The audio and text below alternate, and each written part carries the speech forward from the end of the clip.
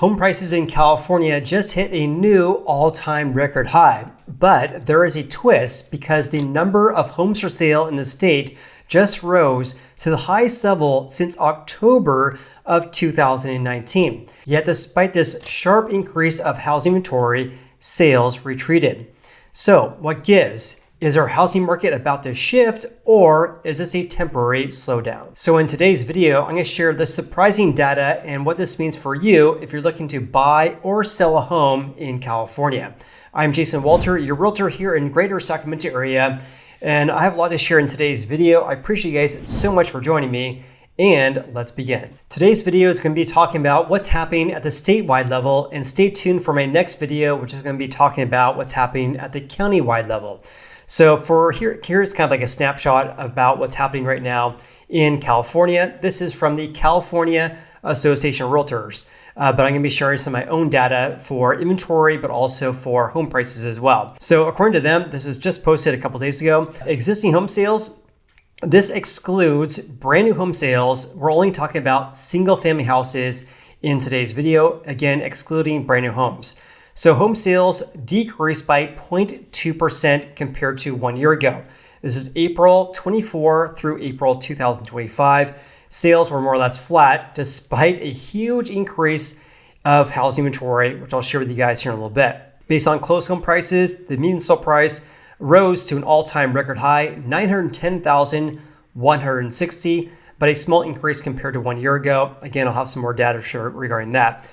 The unsold inventory index is at 3.5 months. It's an increase of 35% year over year. So I did some digging for you guys as well. At 3.5 months, this is roughly on par with what we saw back before COVID hit. So right now we have approached or have increased to the levels we saw back in 2019. Days in the market, this is a time frame when you list your home for sale until you accept an offer from home buyer, and it's measured once the sale is finalized or once the sale is completed. Days in the market at 21 days. So on average, taking about 3 weeks to sell a house. That is an increase of 31.3% year over year. So let's talk about sales first, then we'll talk about prices and then inventory as well. Very big changes here. So sales dropped to a 3-month low, again, down 0.2% from 1 year ago and down 3.4% compared to March of this year. And you guys can see here, I've been talking about this for quite some time. For about 2 years now, we've been stuck at this low level of sales at around 300,000 units, seasonally adjusted and analyzed, but around 300,000 units. Before COVID, it was more normal to have around 400,000 units. And now we've been stuck at this low level of transactions due to, in years past, was due to the fact that we had a lack of houses for sale. Now, of course, we have housing affordability constraints and some other challenges right now. Now, here's something that's actually really different compared to months past. In months past, if you guys follow the channel, I've been talking about this for a while. We've been seeing a huge increase of luxury home sales, or I should say, luxury, it depends on the market, right? But sales for over $1 million have absolutely surged right around 2021. We saw a big increase of sales over $1 million and a decrease of sales of more affordable houses. Now we're not really seeing that because sales for April compared to April 24 of over $2 million only increased by 4%. It was flat in the range of $1 million to $1.99 million, but we did see an increase of sales in the range of $300,000 to $400,000, increasing by 9% in this range and 1% in $400,000 to $499,000. So we're seeing more sales, or the increase in sales, and more so in the $300,000 to $399,000 price range compared to multi-million-dollar properties, for example. Now, having said that, if you look at this chart at the right here, this is 2025 in blue. Much of the market is this right here in the range of $500,000 to $1 million at about 4/10 of every home sale in April. And there was about half that of less than 500,000, and about 36% of all home sales were for over $1 million, in line with 2024. Now, talking about a future indication of closed home sales, that's pending sales, that decreased for the 5th consecutive month on a year-over-year basis, down by 5.4% from 12 months ago. this implies that we should have a low level of closed home sales in the coming months because a pending home sale that occurs in, let's say, April will become a closed home sale in May. Obviously, not guarantee that it will become a closed home sale, but it takes approximately 30 days to close a home. Once you get an offer accepted, approximately 30 days later, you get the keys to your house. All right, let's talk about prices. I have a lot to share regarding this. And of course, if you guys are getting value so far, then please hit the like button. And of course, if you guys haven't subscribed to us yet, please do so as well, because I'm gonna share my own analysis of their data to share how the trends we're seeing today, how this compares to years past going back to 2010. So right now, the median sale price, again, this is only based on closed home sales. This does not mean that your home price or your home value rose by 2.8% compared to 1 month ago. We're only talking about closed home sales. So prices rose by 0.7%. So a new all-time record high, but we've been seeing this deceleration in prices, which I'll share with you guys right here. And that's this right here. These two columns I pulled from the California Association of Realtors website years ago, and I just add on to it every month. Everything else is based on my own analysis here. So let's first talk about this figure at 910,000. Again, a new all-time record high.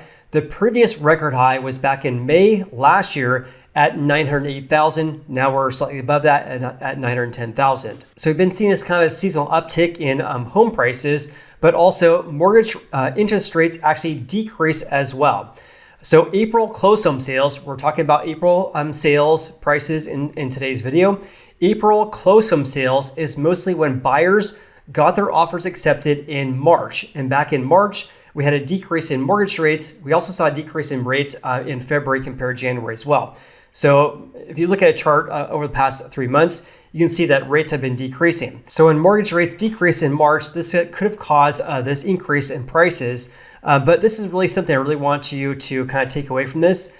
So the year-over-year change is up by 0.7%. This is pretty wild because the long-term average, which is my nerdy Excel formula right there, the average April to April change going all the way back until 2010 is a giant increase up by 9.4%. On average since 2010, an increase of 9.4%.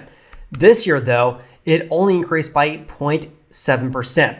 So even though prices are higher today than they were 1 year ago, we're way lower compared to the long run average. Additionally, as I noted right here, a gain of 0.7% is actually the smallest year-over-year increase going all the way back until July of 2023, and much smaller compared to the long run average, like I mentioned. The year-over-year gains are getting smaller from a higher interest rate environment and also from a big increase in the amount of house for sale or house inventory. I'll have more to share regarding that because we're seeing a huge increase year over year. And we have been seeing that for quite some time, in fact. My big takeaway regarding this that you guys should definitely be aware of course, follow my channel for more information regarding this in the months to come, is that if inventory keeps rising, yet sales remain at relatively low levels, we could expect potentially to have negative territory in the coming months here regarding prices. The last time that happened was way back in 2023. So let's look at this. So prices rose by 0.7%. At this time last year, they rose by staggering 11.3%. What a difference 1 year makes. So 0.7%, the last time we saw a decrease was this right here, November 22 through June of 2023. That was how many months there? 8 months in which prices fell on a year-over-year basis for 8 consecutive months. So back in November 2022, that was the first year-over-year decrease since February of 2012, the first time that prices fell on a year-over-year basis in about 10 years. So if prices were going to get negative again, this would be pretty eye-opening given the fact that it hasn't happened very often. In fact, only 8 times or 8 months in the past 10 or 11 years. But again, once you see the inventory numbers, this will kind of make sense as well.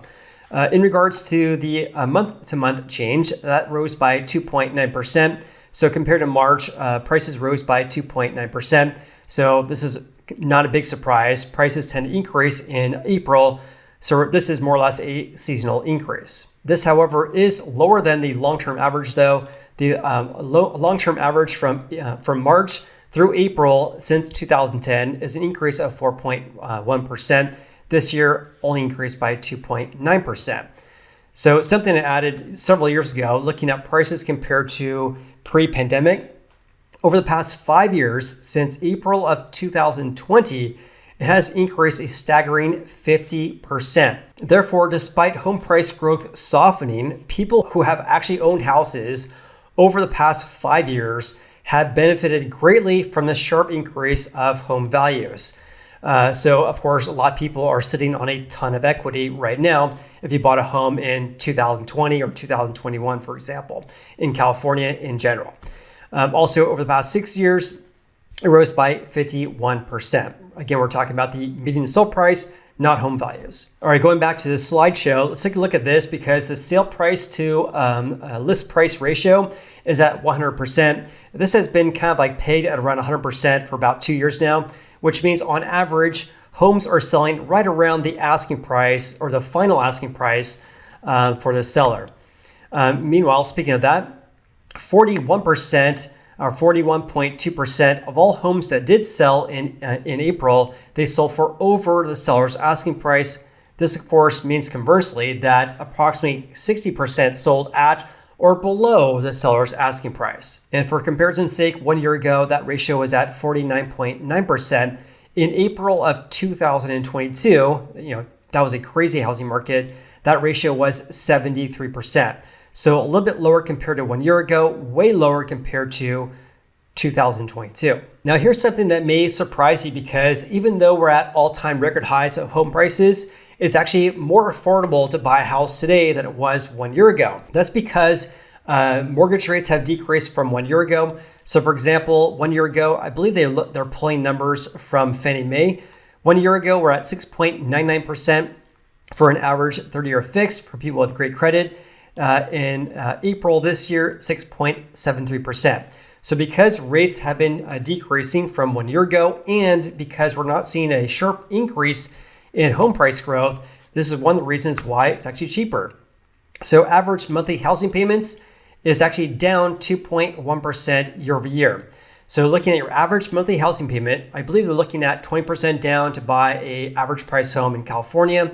It's 2.1%, or payments can be 2% less today than it was 1 year ago, despite the fact that prices rose by 0.7%. And this is way different compared to late 22. Look at that, late 22, your average monthly mortgage payment increased a staggering 55% from the year before that. And that was because of rates increasing from 3 to 7% by the time we hit late 2022. Now it's actually down 2.1%. All right, let's talk about inventory. I have a lot to share regarding this. Inventory, so the month supply is at 3.5 months. This is super important to know because at 3.5 months, this still implies it's a seller's market in which sellers have an advantage over home buyers on average. Of course, this could vary by the area, the city, the county, etc.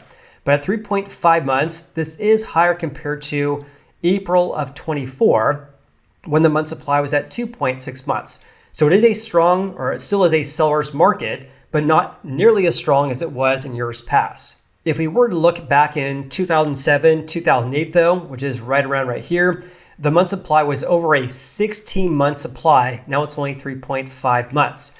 So anyone who thinks we're going to see a sharp correction exactly like we saw in 07, 08 in California, I mean, good luck. The month supply, 16 months, over 16 months. Now it's only 3.5 months. And back right here is right around where you could, basically anyone could buy a house.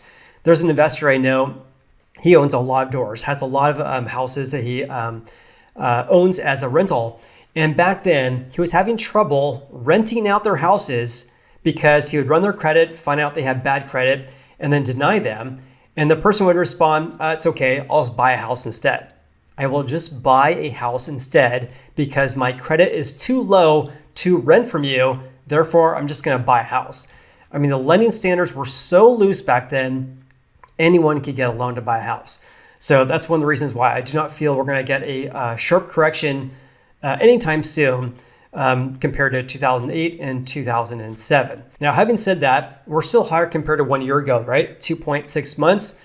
But also at 3.5 months, this is finally on par looking at pre-COVID levels. And that's this right here, April 25, 3.5 months. It's still a seller's market, like I mentioned, but it's tied for the highest April levels since April of 2016. However, it's not a big increase though, because it's only slightly higher compared to April of 19 and April of 2020. So for example, April of 2019, 3.4 months, also 3.4 months in April of 2020. So, a 0.1% increase or 0.1 month increase compared to those years. Looking at April of 2019 though, it was at 3.4 months. So right now we're right in line with pre-pandemic levels. I was actually just curious as well, looking at what's the average April numbers going back to 2010. That's this right here. The average since 2010 is 3.3 months. So right now we're higher compared to 1 year ago, just kind of big picture. We're higher than 1 year ago, but we're right in line with looking at April of 2019 and also right in line or a little bit higher compared to the long run average since 2010. Now going back to the slideshow from CER, this is one of the reasons why I would not be surprised to be in negative territory regarding the median sold price in California here very soon, because inventory is increasing big time. So much in fact is that inventory levels, or the amount of houses for sale in California, hit the highest level in over 5 years. In fact, the highest level since October of 2019.